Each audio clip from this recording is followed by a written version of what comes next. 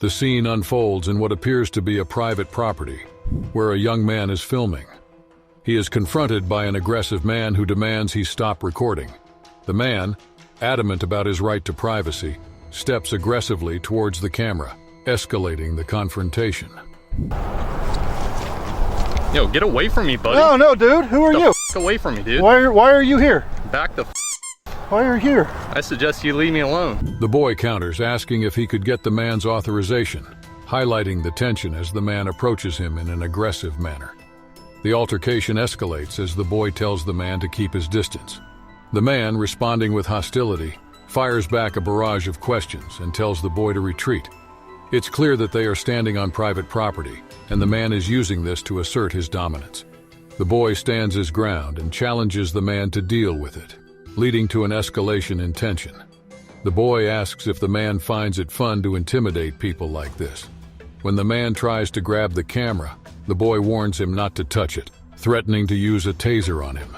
The scene is rife with chaos and aggressiveness, with both parties hurling threats and warnings at each other. The man denies touching the boy, causing the boy to become more defensive. He threatens to call the sheriff's department while the man continues to deny his actions. Get the back inside. Do not touch me. I didn't touch you. As the argument ensues, a second man intervenes, shocked at the boy's allegations that the first man grabbed him.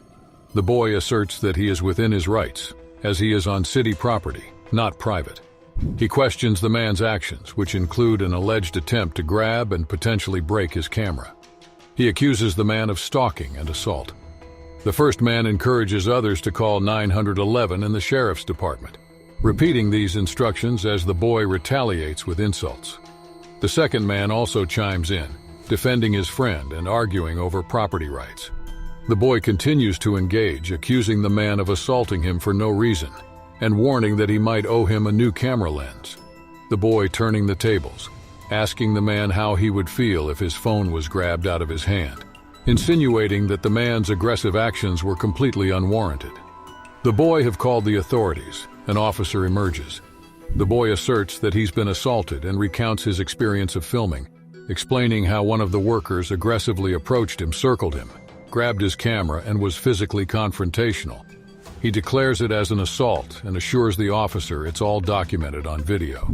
The officer inquires if a taser was involved, to which the boy confirms that he did pull it out in self-defense. He argues vehemently about the right to protect himself and his belongings, painting a vivid image of the earlier tension. He identifies the man who assaulted him as a short, stocky individual.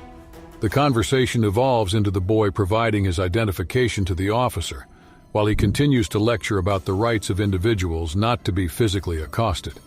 The situation takes a turn when the boy starts yelling, causing the officer to remind him about the concept of breach of peace. The boy challenges this, asserting his victim status, and starts to criticize the local law enforcement. The officer attempts to control the situation, explaining the potential for the situation to escalate if the boy continues to raise his voice.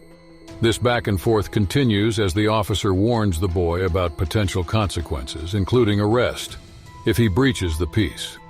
The boy repeatedly asks the officer to file assault charges against the man who supposedly grabbed him earlier. While providing his personal information to the officer, the boy threatens to file complaints if the charges aren't filed, and continues to point out the short, stocky man as the perpetrator. The boy's tone suggests his deep dissatisfaction with the local law enforcement's handling of the situation. In a somewhat ironic turn of events, the boy does not provide a contact number when asked, and thus the officer warns him of the difficulties in following up on his complaint. Instead, the boy offers an email address for communication. Throughout this continuation, the underlying themes remain the same: the boy's insistence on his right to public photography and the aggressive response of the man on private property.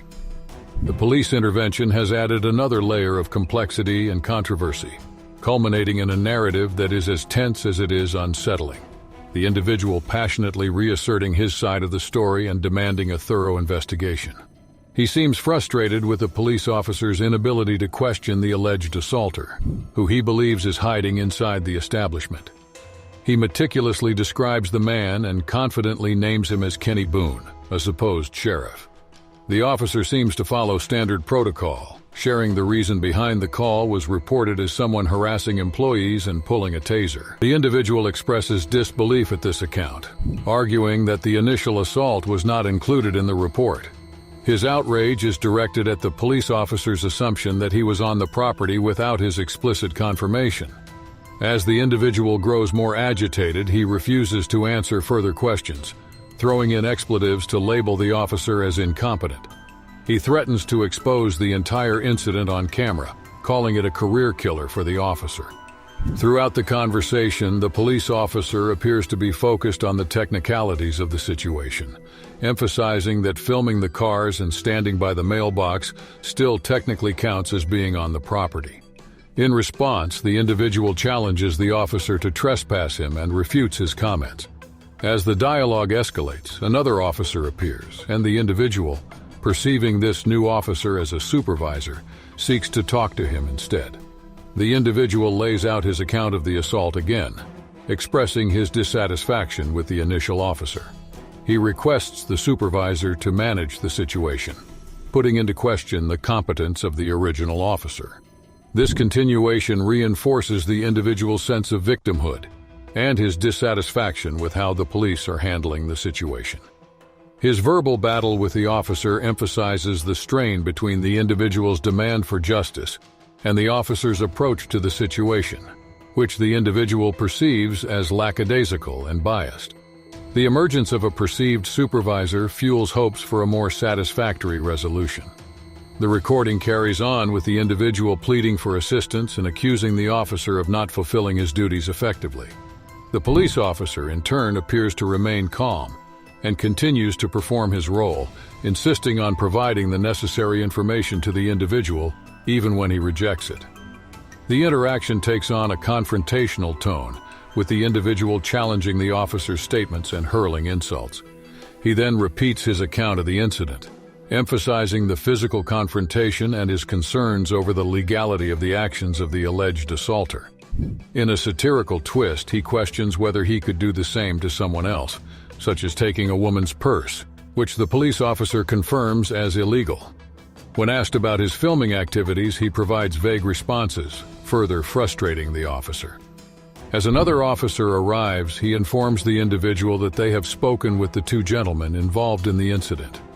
The individual is reminded that filming from public property is legal, but crossing onto private property would result in charges of trespassing.